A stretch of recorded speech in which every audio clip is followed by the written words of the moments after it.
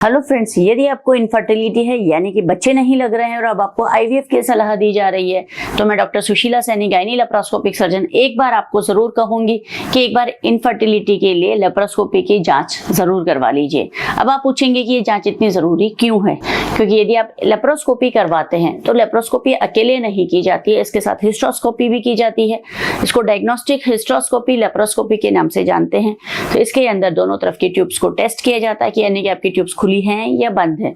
By chance यदि आपकी tube बंद है, वो आपस में चिपकी हुई है या उनमें और कोई प्रॉब्लम है, तो उन्हें तार डालकर खोलने की कोशिश की जाती है। चिपकी हुई ट्यूब्स को हटा के नॉर्मल एनाटॉमी में पोजीशन किया जाता है, जिससे कि काफी हद तक फर्टिलिटी को रिस्टोर किया जा सकता है। कई बार बच्चेदानी के अंदर से डैमेज होता है, यानी कि अंदर से बच्चेदानी चिपकी होती है, या कई बार एंट्री पे ही प्रॉब्लम होती है, यानी कि जो बच्चेदानी का मुंह है वही बंद होता है, जो दूरबीन डालकर अंदर से खोला जा सकता है।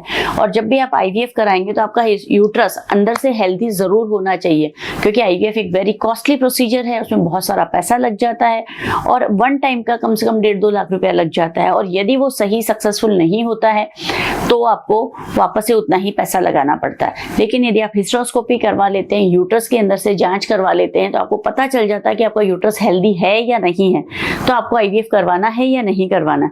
और करवाना भी है तो पहले आप उस बीमारी का, उस कमी को ठीक करवाइए, फिर आप आईवीएफ करवाइए, ताकि आपको रिजल्ट मिल सके। जब हम लेप्रोस्कोपी करते हैं तो हम ट्यूब्स का असेसमेंट करते हैं, यूट्रस का असेसमेंट करते हैं और ओवरीज का असेसमेंट करते हैं। ट्यूब और ओवरी का रिलेशनशिप भी सही होना चाहिए।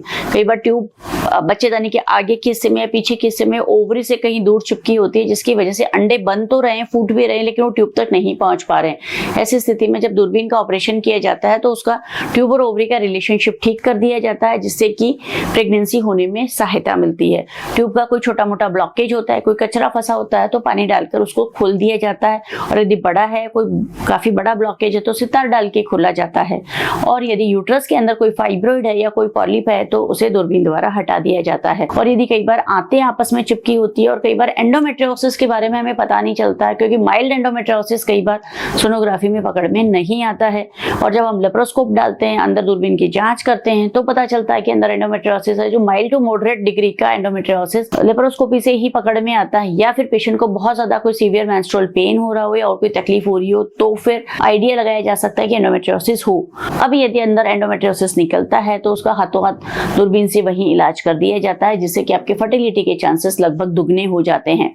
तो यदि आपको बच्चा लगने की समस्या हो रही है और आप बहुत दिन से ट्राई कर रहे हैं, तो आईवीएफ कराने से पहले एक बार दूरबीन की जांच अवश्य करवाइए, क्योंकि यदि दूरबीन की जांच सक्सेसफुल होती है तो फिर आपको आईवीएफ की जरूरत कभी नहीं पड़ेगी और आपको बार बार पैसा खर्च करने की जरूरत नहीं पड़ेगी। यानी कि यदि आपकी ट्यूब्स खुल जाती हैं, आपका ट्यूब ओवरी का रिलेशनशिप ठीक हो जाता है, एंडोमेट्रियोसिस खत्म हो जाता है, यूट्रस अंदर से हेल्दी नहीं हो और उसको ठीक कर दिया जाए और हेल्दी बना दिया जाए, कोई रास्ते का ब्लॉकेज है उसे खोल दिया जाए, तो ये आपको महीने दर महीने आप आराम से हर महीने ट्राई कर सकते हैं। तो साल 6 महीने में तो आपको आराम से प्रेगनेंसी हो ही जाएगी।